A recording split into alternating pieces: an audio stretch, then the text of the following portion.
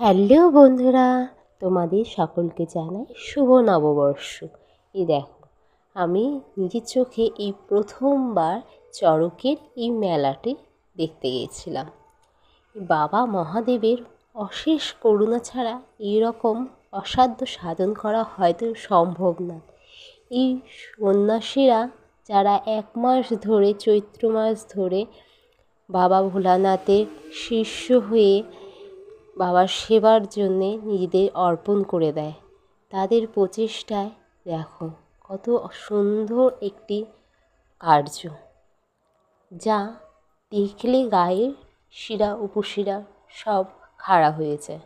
এই যে দূরে একটি খেজুর গাছ, সেই খেজুর গাছে কয়েকজন শিষ্য মিলে এই খেলাটি হচ্ছে।